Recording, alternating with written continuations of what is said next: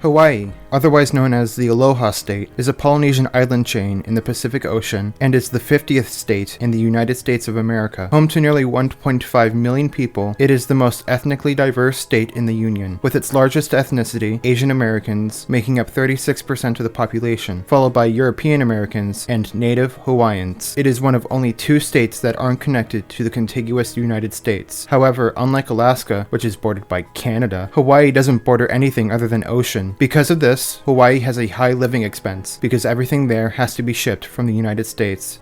Hawaii, in the context of the United States, is a weird state. It is separated in language, culture, and is literally separated from the rest of the country by around 2,000 miles. It seems to have its own identity distinct from the rest of the Union. So how did the US come to acquire the islands? The answer to this question tells a story of exploitation, foreign influence, and imperial ambitions, and its annexation marks one of the darkest spots in United States history. The first human settlements on the islands of Hawaii were by Polynesians around the year 1000. These settlements consolidated into chiefdoms, and the population spread out across the islands. The first documented European contact with the native Hawaiians was in 1778 by Captain James Cook. He named these islands the Sandwich Islands after his sponsor, John Montagu, 4th Earl of Sandwich. However, nobody seemed to like that name, as it was marked down as the Islands of Hawaii. This early British contact with Hawaii clearly left an impact on the Hawaiians, as the Union Jack is still on the Hawaiian flag today. Just a tidbit, the Hawaiian flag is the only flag in the world with a Union Jack on it that wasn't colonized by Britain.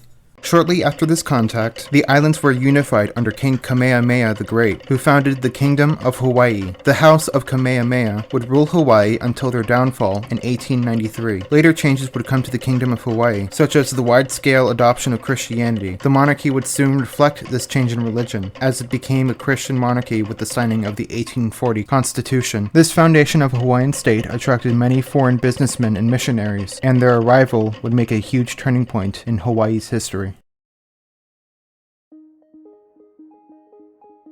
Before we can talk about the events that eventually led up to the annexation of the Hawaiian Islands, we must first talk about sugar and its impact on the Hawaiian economy. Ever since the island's discovery, sugar has been the main export of Hawaii. The island's soil and temperature were perfect for sugarcane plantations, and the native Hawaiians were excellent farmers. Seeing this, Western missionaries began arriving in the 1820s in order to set up sugar plantations on the Hawaiian Islands. The sugar would then be sold back to the United States and other Western powers. These missionaries then began to pressure King Kamehameha III of Hawaii to divide up the land to be bought and sold. Feeling this pressure, native Hawaiians began to own land themselves and set up their own sugar plantations so as not to be completely outcompeted by their foreign competitors. A system of private property developed on the islands, which allowed native Hawaiians to retain some power after the overthrow of the Hawaiian monarchy several decades later. Adding to Hawaii's economic growth, its location was excellent geopolitically. It lies at the midpoint of a lucrative trade route between China and North America. This turned Hawaii into a glorified gas station of sorts for American ships on their way to and back from China. These industries were very lucrative, however it would doom Hawaii in the long run.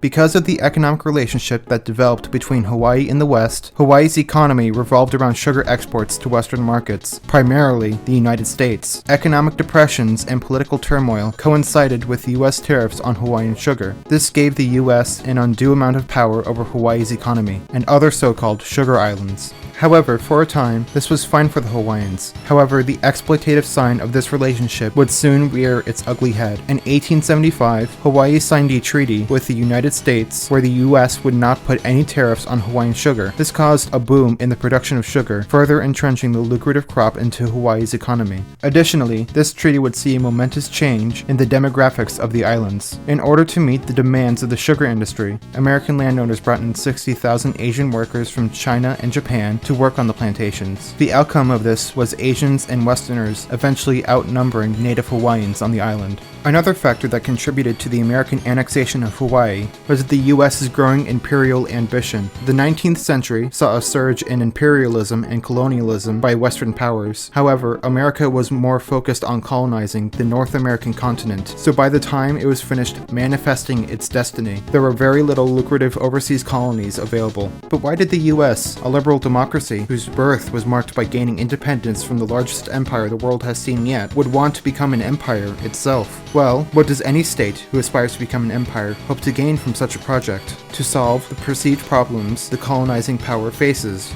In the case of the United States, the problem that it faced was the disunity of the nation following the Civil War, as well as the ethnic, religious, and political divides that had existed since its founding. Additionally, the industrialization of the late 19th century exacerbated these social divides, particularly those among class. Industrialization also brought with it a crisis in the masculinity of American men. Middle and upper class men took normal office jobs, which contrasted against the masculine ideals of the time, which were prominently based on physical attributes such as war and labor. Because of this, many at the time felt that men were becoming sissified and feminine, and that the nation needed to fight back against this, a mantra which has continued into the modern day. Imperialism was seen as an easy solution to these social problems, as many believed that war was a national unifier, as well as a masculinizing force for men. And so, the United States began its civilizing mission by investing money into its navy and laying the groundwork for its overseas empire. It was around this time that in Hawaii, Pearl Harbor was constructed in the capital city of Honolulu, and was leased to the United States as a part of the previously mentioned Sugar Treaty with Hawaii. So, this tiny island nation's economy grew increasingly dependent on the Western superpower, looking to expand its influence and territory as far as it can. What could go wrong?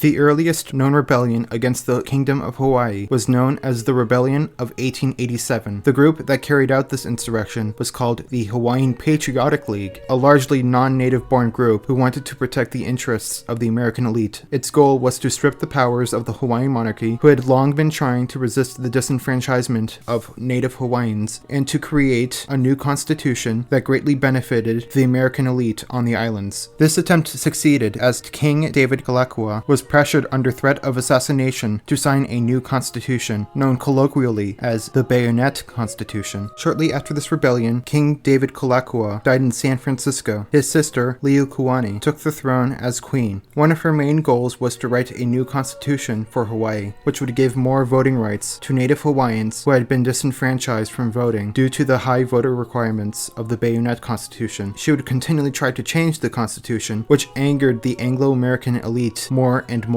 her continual changes would lead to the collapse of the Hawaiian monarchy in 1893.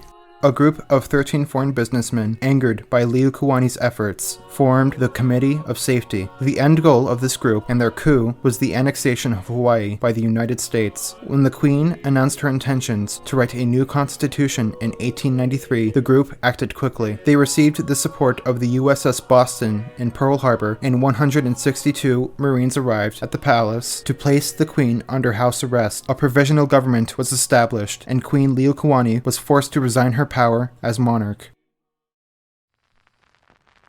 I, Liliuokalani, by the grace of God and under the Constitution of the Hawaiian Kingdom, Queen, do hereby solemnly protest against any of all acts done against myself and the constitutional government of the Hawaiian Kingdom by certain persons claiming to have established a provisional government of and for this kingdom, that I yield to the superior force of the United States of America, whose minister, plenipotentiary, His Excellency John L. Stevens, has caused United States troops to be landed at Honolulu, and declared that he would support the provisional government. Now, to avoid any collision of armed forces, and perhaps the loss of life, I do this under protest, and impelled by said force, yield my authority, until such time as the government of the United States shall, upon facts being presented to it, undo the action of its representatives, and reinstate me in the authority which I claim as the constitutional sovereign of the Hawaiian Islands.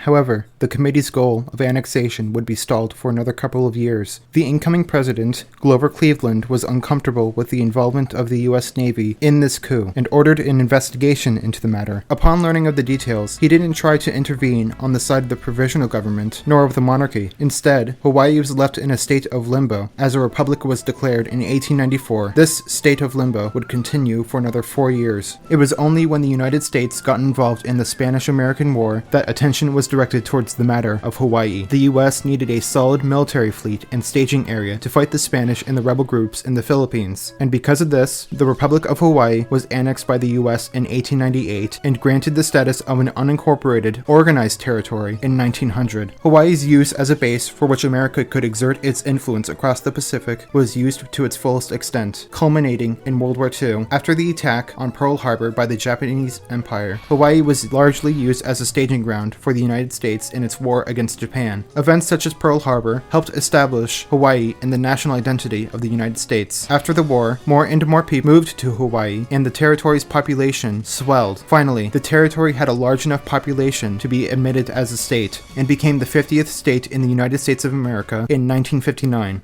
So what can we learn from this story? I don't know, I thought it was cool.